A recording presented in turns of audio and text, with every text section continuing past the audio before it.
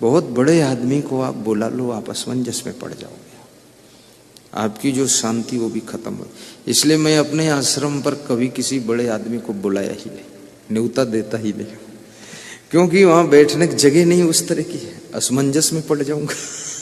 और कभी कभी लोग जबरदस्ती आ जाते बड़े आदमी, पूरे मेरे आश्रम का साधु परेशान हो जाता हूँ, मैं भी असमंजस में पड़ जाता हूँ, क्या करूं। तो यही काम करता रहता, रजाई बिछाओ, गद्दा बिछाओ, चादर बिछाओ। अब हम तो अपने हिसाब से बहुत अच्छा बनाते हैं और उसके हिसाब से वो सब गोहितहिल है, पैरा है, बेकार ही है। अब आ जाता, कभी कभी कलेक्टर आ जाता है, एसपी आ जाता है, डीआईजी आ जाता है, और बड़े बड़े सांसद वांसद सब अपने आप आ जाते हैं, मिनिस्टर। मैं बुलाता नहीं, डर लगता है, कहाँ बिठाऊंगा, जगह नहीं हमारे पास। अब अपने आप आ गया तो फिर मैं क्या करूं, आ जाओ, कोई बात नहीं है।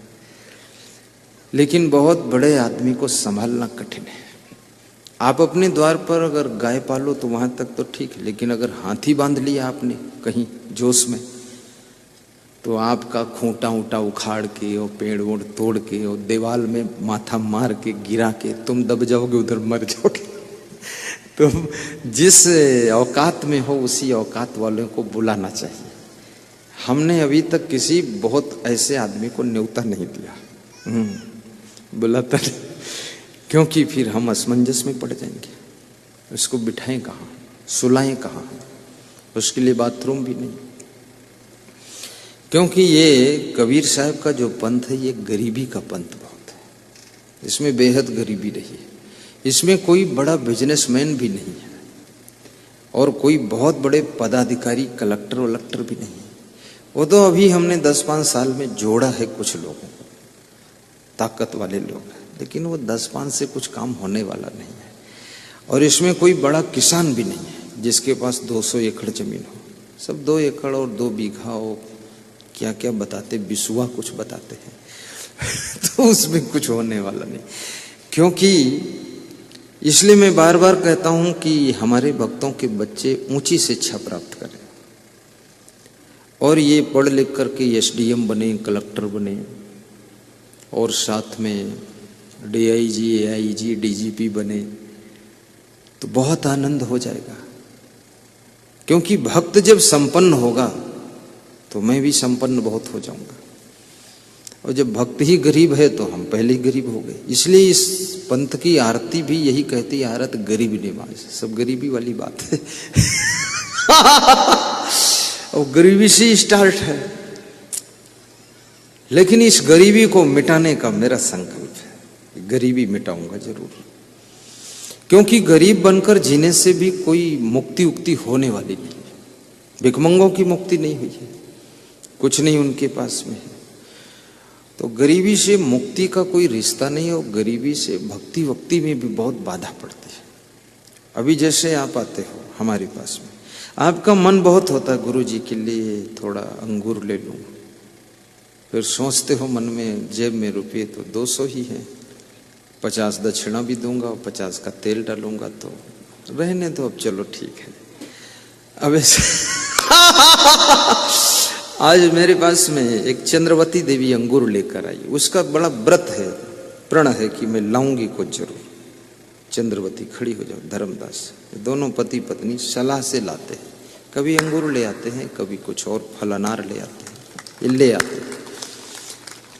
तो अंगूर मैंने सोचा यहाँ हमारे संत लोग धूप में कार्य करते हैं, इनको दे दूं, ये खा लेंगे थोड़ा थोड़ा। फिर मैंने सोचा मेरे लिए भी वहां नहीं है, तो फिर मैं ले लूं, क्या करूं। क्योंकि प्रवचन करने आऊंगा, अगर फल नहीं खाऊंगा तो प्यास बहुत लगेगी। अब ये गरीबी के कारण ही तो है, और है क्या आप देना नहीं चाहते हो? आप तो एक ट्राली भर अंगूर लाना चाहते हो, बहुत बड़ा दिल है तुम्हारे पास, लेकिन पैसे नहीं है। और पैसों के लिए आपकी नई जनरेशन, बेटियां और बेटे और बहुएं, इनको हायर एजुकेशन प्राप्त करना चाहिए और योग्य बनना चाहिए, ताकि ऑफिसर रैंक में पहुंच सकें।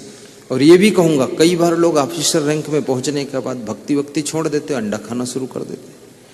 अब वो भी मेरी आशा खत्म हो गई कि यहां से तो आशीर्वाद देकर निकाला था और बन गया तहसीलदार, अब वो अंडा खा रहा, मुर्गा मार के खा रहा, मेरी फिर भूल गया बातें सब।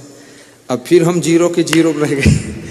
तो कम से कम कभी हाई लेवल पर जाओ तो याद तो रखो कि गुरुजी ने बचपन में मिले थे, क्या सिखाया था, क्या बताया था। अभी मुझे बिहार में एक सज्जन सत्संग में आए, मिले मुंगेर जिला में। मुझे पता नहीं था वो कैसे आदमी। नाम था सुनील, भैरव सिंह, 2 नाम थे उनके। तो लोगों ने बताया कि ये इस गांव के सबसे हस्ती वाले आदमी, पर वो दूसरे पंथ के थे, अपने पंथ के थे नहीं। लेकिन हमने उनका प्रेम कर दिया, प्रेम से वो थोड़ा जुड़े, लेकिन दिया कौड़ी नहीं, कौड़ी दान नहीं दिया। लेकिन हमने उसी मंच पर जो है 98,000 रुपया संतों को बांटा। तो देखा उन्होंने तो उसके मन में हुआ कुछ देना हमको भी चाहिए, लेकिन इसलिए नहीं दिया क्योंकि हम कबीर पंथ के थे और वो वैष्णव पंथ का था, सनातन वाला। तो बोला इसको देने से फायदा भी क्या है साधु को, क्योंकि ये तो मंदिर वंदिर मानता नहीं, ऐसा सोच लिया। तो नहीं दिया और चला गया। तो मैं उसको याद भी नहीं किया। सुबह उसका फोन आया हमारे प्रबंधक के पास, वो प्रबंधक बैठे, बोले हमारे यहाँ 5 मिनट के लिए ले आइए गुरुजी को। तो हमने कहा जय बजरंगबली, निकल पड़ी गली, कुछ तो बनेगा ये काम। अब हमारा भगत तो कोई इतना तगड़ा था नहीं।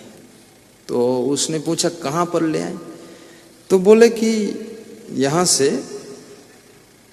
70 किलोमीटर दूर बैजनाथ धाम में मेरा घर है, वहां लाओ। हमने कहा ये तो और मुश्किल पैदा हुई, टके की बुलबुल 9 टके उड़वाई, वहां जाऊं तो और तेल वेल सब खा जाएगी गाड़ी। तो फिर मेरा रूट भी थोड़ा वही बन रहा था यहां आने के लिए, छत्तीसगढ़। तो हमने कहा दे दो टाइम। तो फिर मैंने खुद उससे बात किया। तो सो रहा था, उसका बेटा उठाया, बोला कि पापा सो रहे हैं, तुरंत जगा देता हूँ गुरुजी। हमने कहा नहीं सोने दो।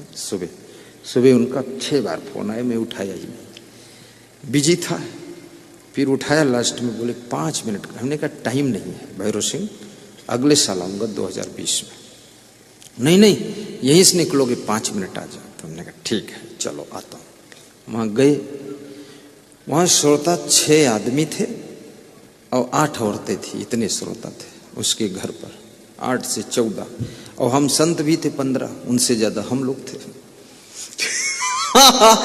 पधरौनी थी। तो मैंने 5 मिनट का प्रवचन ही बहुत मन से किया। तो इस 5 मिनट के प्रवचन से उसका जो बड़ा भाई था वो बोला कि गुरुजी बैजनाथ धाम में एक प्रोग्राम दीजिए, 20 लाख खर्च कर दूंगा। मैंने कहा ठीक, बस यही मैं चाहता था कि दुकान खोलने की जगह तो मिलेगी। तो हमने कहा दे देंगे, कोई बात नहीं। बोले अच्छे से अच्छी व्यवस्था करना है। हमने कहा ठीक है। बोले 5 मिनट मेरे घर पर भी चलो। उसके घर गया मैं, उसका देखा तो बैजनाथ धाम के पड़ोस में घर है और उसका जो बिजनेस सेंटर है वो 2.5 एकड़ में है। बहुत महंगी जमीन, बैजनाथ धाम से 200 मीटर दूर पे 2.5 एकड़ जगह, उसमें बहुत कमरा बना हुआ है, बहुत बड़ा सब मामला।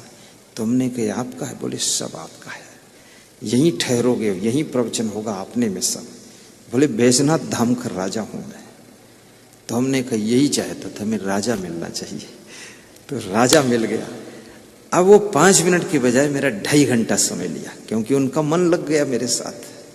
फिर सत्संग भी किया, जलपान भी किया, फल खाए और उनकी सेटिंग किया।